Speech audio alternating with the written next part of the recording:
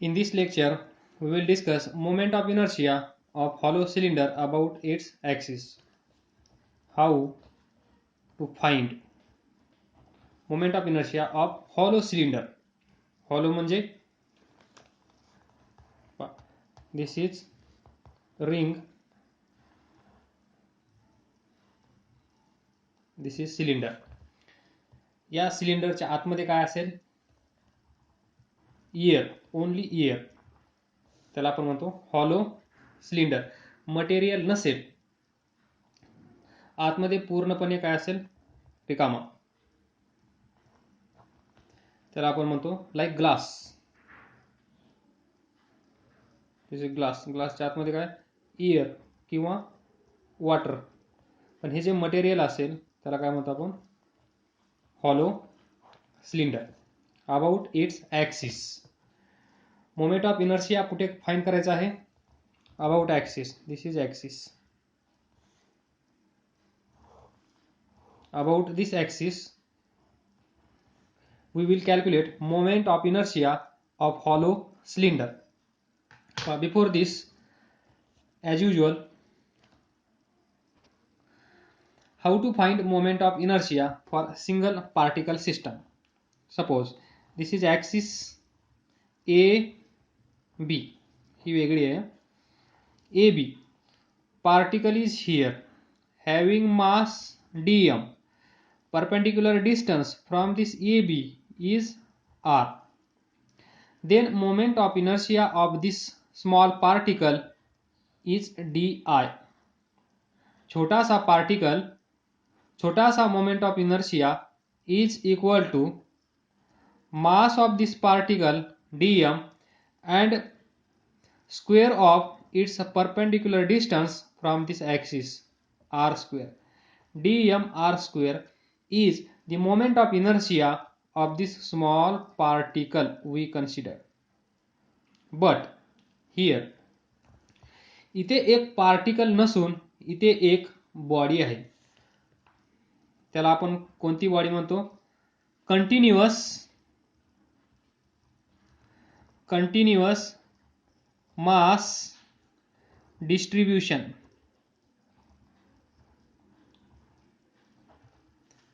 अशा प्रकारची बॉडी आपल्या समोर आहे. जर सिंगल पार्टिकल असला असता तर आपण by using this definition moment of inertia within और एका मिनिटाच्या आत आपण तो मोमेंट ऑफ इनर्शिया फाइंड केला असता. पण इथे सिच्युएशन वेगळी आहे आणि ती सिच्युएशन आहे हॉलो सिलेंडर. तर पहा, ज्यावेळेस अशी बॉडी आपल्या समोर येते कंटिन्युअस मास डिस्ट्रीब्यूशन वाली, त्यावेळेस आपण काय करतो? General procedure, small part we consider. ही जी बॉडी आहे या बॉडीचा छोटासा पार्टिकल आपण कन्सिडर करतो आणि त्या पार्टिकलचा मोमेंट ऑफ इनर्शिया आपण फाइंड करतो. त्यानंतर इंटिग्रेशन घेतो.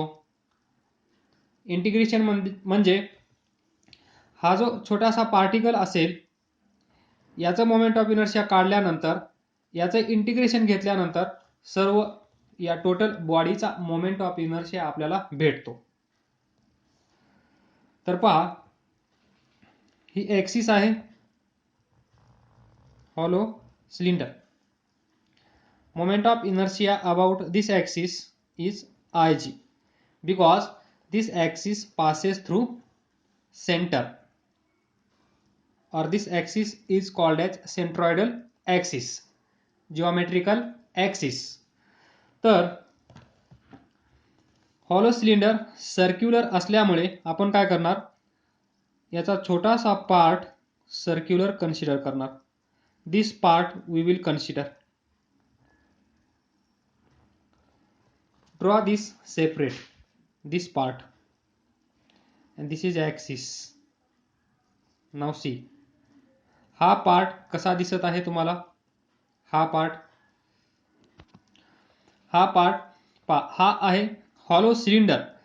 पण ज्यावेळेस आपण त्याचा छोटासा पार्ट कन्सिडर केला त्यावेळेस आणि तो सेपरेट ड्रॉ केला त्यावेळेस आपल्याला काय दिसत आहे? ही रिंग असल्यासारखं दिसत आहे. and it is ring. हा पार्ट रिंग सारखा दिसत आहे आणि ही रिंगच आहे, वेगळं काही नाहीये. ॲक्सिस पहा, आणि हा मोमेंट ऑफ इनर्शिया आपण फाइंड केलेला आहे. Moment of inertia of ring about it's centroidal axis, आणि तो किती होता? Moment of inertia about it's axis is mr².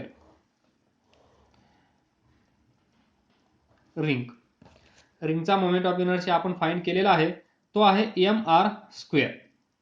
तर याच्यामध्ये पहा, हा छोटासा पार्टिकल कन्सिडर केला, त्याचं मास कन्सिडर करा dm. याची रेडियस किती असेल पहा. बिफोर दिस, हा जो सिलेंडर आहे, या सिलेंडरचा मास m आहे, या सिलेंडरची रेडियस r आहे. तर पहा, हा जो छोटासा पार्ट आपण कन्सिडर केला, याची रेडियस किती असेल? ती पण rच असेल. पहा, this distance is r and it is radius of this hollow cylinder. Mass dm. तर पहा, ज्यावेळेस आपण छोटासा पार्ट कन्सिडर करतो, त्याचं मास पण छोटंसं असतं. मग याचा जो मोमेंट ऑफ इनर्शिया आपल्याला भेटेल, तो मोमेंट ऑफ इनर्शिया कसा असतो? छोटासा. छोटासा मास देईल आपल्याला छोटासा मोमेंट ऑफ इनर्शिया. छोटासा मास, छोटासा मोमेंट ऑफ इनर्शिया. आणि तो आपण कसा फाइंड करतो? Moment of inertia of this small part is equal to about this axis ig dm mass into this r². का? कारण पहा, ही रिंग आहे. रिंगचा मोमेंट ऑफ इनर्शिया आपण कसा फाइंड करतो? या रिंगचं मास, इथे पहा, या रिंगचं मास आणि स्क्वेअर ऑफ रेडियस,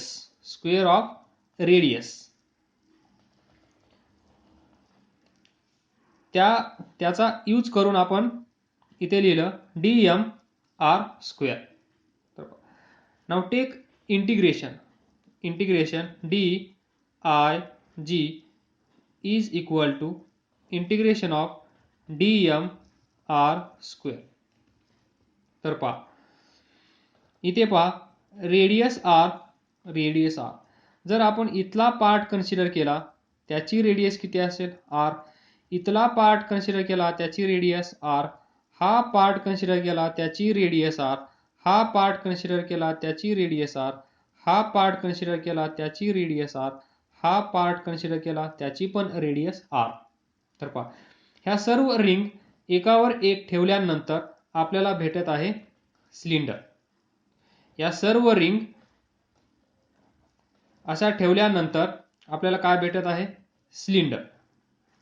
तर प्रत्येक रिंगची रेडियस सेम आहे, म्हणजेच r काय असेल इथे? कॉन्स्टंट. सो r² बाहेर. नाउ इंटिग्रेशन ऑफ dm, या साईडचं इंटिग्रेशन येईल ig. तर पहा, इंटिग्रेशन ऑफ dm म्हणजे या रिंगचं मास dm, याच्या खालच्या रिंगचं मास dm. तर पहा, या रिंगचं मास dm, त्याच्या खालची dm, परत dm, परत dm, परत dm, परत dm, परत dm, परत इथे पण dm. तर पहा, dm plus dm plus dm plus dm plus dm plus dm and so on. जेवढ्या रिंग आहेत या सिलेंडरमध्ये, जेवढ्या रिंग तयार होतील, त्या सर्वांचं मास सेम असेल, आणि ते काय असेल? dm. या सर्वांची ॲडिशन केल्यानंतर, या सर्व रिंग एकमेकावर ठेवल्यानंतर आपल्याला भेटत आहे हॉलो सिलेंडर. तर dm plus dm plus dm plus dm plus dm काय असायला पाहिजे? Is equal to total mass of this cylinder, that is m. This m. कारण याच m ला आपण छोट्याशा रिंगमध्ये असं कन्वर्ट केलं आहे, आणि याचं dm, याचं dm, याचं dm, याचं dm, याचं dm आपण असं कन्सिडर केलं आहे.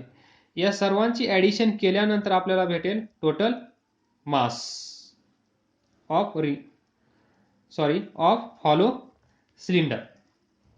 तर पहा मग इंटिग्रेशन ऑफ dm काय असेल, टोटल मास ऑफ सिलेंडर. तर पहा आणि ते आहे m, तर mr². So moment of inertia of hollow cylinder about its axis is Ig is equal to mr². पहा म्हणजेच जो मोमेंट ऑफ इनर्शिया रिंगचा आहे, रिंगचा मास m, रेडियस r, तर त्याचा मोमेंट ऑफ इनर्शिया mr². अशाच रिंग भरपूर असतील. या रिंग पासून आपल्याला भेटेल हॉलो सिलेंडर आणि या हॉलो सिलेंडरचा पण मोमेंट ऑफ इनर्शिया असेल mr². म्हणजेच moment of inertia of ring and moment of inertia of ring and moment of inertia of hollow cylinder is same and that is equal to mr². Next याच्यामध्ये एक केस पाहूया. Now this is cylinder, this is axis आणि हा जो cylinder आहे या सिलेंडरचा moment of inertia about this axis किती आहे, mr². Moment of inertia about it's centroidal axis that is Ig is equal to mr². तर पहा पुढचा टास्क काय असेल, find moment of inertia about this axis. Find moment of inertia about this axis. Consider this axis xy. Find moment of inertia about xy axis. तर पहा to find moment of inertia about this axis xy, पहा ही axis centroidal axis या xy ला कशी आहे, number 1 parallel. जर ही axis या ॲक्सिसला parallel असेल तर आपण काय करू शकतो, पॅरलल ॲक्सिस थेरम आपण यूज करू शकतो. आणि तो काय असतो, मोमेंट ऑफ इनर्शिया ज्या ॲक्सिसला काढायचा आहे तो moment of inertia Ixy is equal to moment of inertia about its centroidal axis Ig plus mh². See here, Ig means moment of inertia about an axis which is passing through its center. G axis centre मधून pass होत आहे त्या ॲक्सिसला असणारा moment of inertia म्हणजे Ig आणि तो hollow cylinder मध्ये किती असतो, mr². So put here mr² plus m mass of this hollow cylinder, m h is perpendicular distance between two axis. समजा ही एक ॲक्सिस असेल, ही एक ॲक्सिस असेल, या दोन ॲक्सिस मधलं परपेंडिक्युलर डिस्टन्स हे असतं h. इथे पहा this axis this distance between this two axis is h. आणि हे किती असेल, पहा इथे ही काय असेल, radius of this hollow cylinder r. तर h इज इक्वल टू काय असेल, r. h is equal to r. So put here h is equal to r त्याचा स्क्वेअर. So 2mr square. म्हणजे आपण ज्या वेळेस मोमेंट ऑफ इनर्शिया रिंगचा find केला, this is ring, this is axis, इथे किती होता m r स्क्वेअर, तर या ॲक्सिसला किती असेल, दिस इज रेडियस.